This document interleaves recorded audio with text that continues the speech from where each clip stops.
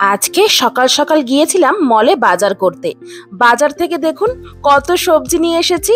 এত সবজি দেখেই তো আমার বর ফার্স্টেই বলল, কি গো এত সবজি নিয়ে এসেছো, এত সবজি খাবে কে? আর তাছাড়া বাজারে সবজির কত দাম জানো না? এত সবজি বাড়িতে রেখে দিলেও তো পচে যাবে। এটা কিন্তু সত্যি কথাই। এখন দেখছি কদিন ধরে বাড়িতে ফ্রিজে সবজি রেখে দিলেও সবজিগুলো পচে যাচ্ছে। এই কিছুদিন আগে পর্যন্ত ফ্রিজ ভর্তি সবজি রেখে দিলেও দিন 15-20 পরেও দেখতাম সেই টাটকা অবস্থাতেই আছে। তখন সবাইকে বড় মুখ করে বলতাম ফোনে, আমাদের এখানে বেশি করে সবজি রেখে দিলেও সবজি নষ্ট হয় না। হ্যাঁ, কিন্তু এখন দেখছি সেই কথাটাই গায়ে লেগে গেল সবজির। বাড়িতে সবজি আনা মাত্রই সবজিগুলো কেমন নেতিয়ে পড়ে। তাই বড়মশাই বকর বকর করে বলতেই থাকছে যে এত সবজি এনেছো যে এক সপ্তাহতেও শেষ হবে না, নষ্ট হয়ে যাবে। আর এত দাম দিয়ে কেনা সবজিগুলো নষ্ট হয়ে গেলে খারাপ তো লাগবেই। এই কথাটাই বারবার করে আমার বড়মশাই আমার কানের সামনে আজকে বলেই যাচ্ছিল এত সবজি দেখে। কিন্তু ও তো জানেই না যে আজকে আমি কেন এত সবজি কিনেছি। মলের ভেতরে ঢুকে খুঁজে খুঁজে স্পেশালি এই রান্নাটার জন্যই এই সব সবজিগুলো নিয়ে এসেছি। এখানে মাছ মাংসের চেয়েও যে সবজির অনেক দাম সেটা তো আপনাদেরকে আগেই বলেছি। কিন্তু তাই বলে যে মাছ মাংসই শুধু খাবো, সবজি খাবোই না, এটা কি কখনো হতে পারে? ছোটবেলায় দেখতাম বাবা যখনই বাজার থেকে বাড়ি ঢুকতো তখনই বাজারের ব্যাগ ভর্তি শুধু সবজি থাকতো আর আরেকটা ব্যাগে মাছ মাংস থাকতো। মা তো সবজিগুলো দেখে বেজায় খুশি হতো, কিন্তু আমি না বরাবরই সবজি একদমই অপছন্দ করতাম। সবজি খেতে একদমই ভালো লাগতো না। প্রত্যেক দিন মাছ কিংবা মাংস না হলে আমার একটুও চলতো না। অন্তত পক্ষে একটা ডিম তো থাকবেই থাকবে। আর যেদিনকে নিরামিষ রান্না হতো সেদিনকে তো আমার খাওয়ার ইচ্ছাই থাকতো না, শুধু সবজি খেতে হবে বলে। এতটাই সবজি অপছন্দ করতাম। আর এখন যখন নিজের ওপর এই সংসারের সবজি বাজার করার দায়িত্ব পড়ে তখন দেখুন ব্যাগ ভর্তি করে কি রান্না করব সেই হিসাবে সব সবজিই কিনে নিয়ে আসি। মাছ মাংসও আনি, তবে সবজিও আনি। এখন বুঝি যে মা বাবারা কেন সবজি খাওয়াতেন। এখন মনে হয় আমি সেই মা বাবার জায়গাটাই নিয়েছি। বাড়িতে বলি সবজি খাওয়া কিন্তু মাস্ট। যাই হোক, যখন আমি এই রান্নাটা করা শুরু করলাম একটা মশলার গন্ধ পেয়েই তো আমার বরমশাই হঠাৎ বলতে শুরু করলো, এইবার বুঝলাম যে এত সবজি কেনার আসল রহস্য। এই জন্যই এত সবজি কিনেছো, তা বেশ ভালোই করেছো। এই রান্নাটা বেশ অনেকদিন ধরেই আমার খেতে ইচ্ছা করছিল। সেই কবে দেশে থাকতে খেয়েছিলাম, কিন্তু এখানে এই রান্নাটার মশলাটা পাওয়া যায় না বলেই আর আমি তোমাকে জানাইনি কথাটা। আমিও তখন বললাম, দেখেছো তোমার মনের ইচ্ছার কতটা খেয়াল রাখি আমি।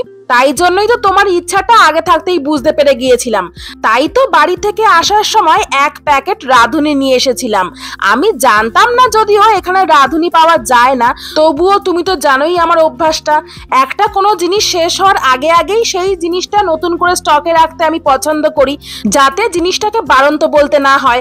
সেই জন্যই সেদিনকে মলে গিয়ে মশলা সেকশনে ঢুকে রাঁধুনি খুঁজছিলাম, যেহেতু এই রাঁধুনির প্যাকেটটা প্রায় শেষ হতে চললো। কিন্তু খুঁজে খুঁজে তো একটাও রাঁধুনির প্যাকেট মিললো না। তারপর নো ফিলসে গিয়েছিলাম, সেখানে মশলার সেকশনে ঢুকে এই রাঁধুনি খুঁজতে, সেখানেও পেলাম না। তারপর আর কি, বাধ্য হয়ে নিজের মনকেই বোঝালাম যে যেটুকু রাঁধুনি আছে সেটা দিয়ে এই শুক্তো রান্নাই করে ফেলি, আর নয়তো খাওয়া হবে না শুক্তো, এখানে যেহেতু রাঁধুনি পাওয়া যায় না। আর রাঁধুনি ছাড়া তো শুক্তো হয়ই না, রাঁধুনি তো শুক্তোর মেইন মশলা। সেই জন্যই আজকে এই শুক্তো বানানো, বুঝলে? এই কথাটা শুনে তো আমার বরমশাই বেজায় খুশি। শুক্তো খেতেও বরাবরই খুব ভালোবাসে। দেশে থাকতে যে রান্নার মাসি আমাদের বাড়িতে রান্না করতেন তার হাতের শুক্তো রান্না খেতে আমার বর খুব ভালোবাসতো। মাঝে মাঝে মাসিকে গিয়ে জিজ্ঞেস করতো, এই শুক্তো রান্নায় কি কি মশলা দিয়েছো গো মাসি?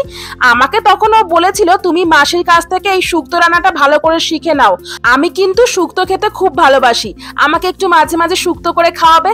ও তো তখনও জানতো না যে এখানে রাঁধুনি পাওয়া যায় না, শুক্তো খাবে কি করে। তাই তো আমি বুদ্ধি করে আসার সময় এই রাঁধুনির প্যাকেটটা নিয়ে এসেছিলাম। আর আজকে সেই রাঁধুনি দিয়েই বানাচ্ছি আমাদের রান্নার মাসি স্টাইলের শুক্তো। সত্যি মাসি এত সুন্দর করে শুক্তোটা বানাতো না, আমার মুখে এখনো লেগে আছে। এরকম শুক্তো আমি জীবনেও আর কোথাও খাইনি, এমনকি আমার মাও এত সুন্দর করে শুক্তো বানাতে পারতো না। আমাদের রান্নার মাসি কিন্তু খুব সুন্দর করে এইরকম শুক্তো বানাতো, আর সেটা আমি একটা ভিডিও করে রেখেছিলাম। আর সেই ভিডিওটা দেখেই আজকে আমি এই রান্নাটা করছিলাম। অনেকের মুখেই বলতে শুনেছি যে রান্নার মধ্যে সব থেকে সহজ রান্না হলো মাংস রান্না, আর সব থেকে কঠিন রান্না হলো বাঙালির এই শুক্তো রান্না। এই কথাটা কতটা যুক্তিসম্মত সেটা আমি এখনো জানি না। সত্যি বলতে আমি তো আগে কোনো রান্নাই পারতাম না। এই রান্নার মাসির কাছেই আমার রান্নার হাতেখড়ি। ওনার হাতের এই সহজ সিম্পল শুক্তো রান্নার রেসিপিটা এতটাই সুন্দর হতো খেতে যে কোনো অনুষ্ঠান বাড়ির শুক্তোকেও হার মানিয়ে দেবে।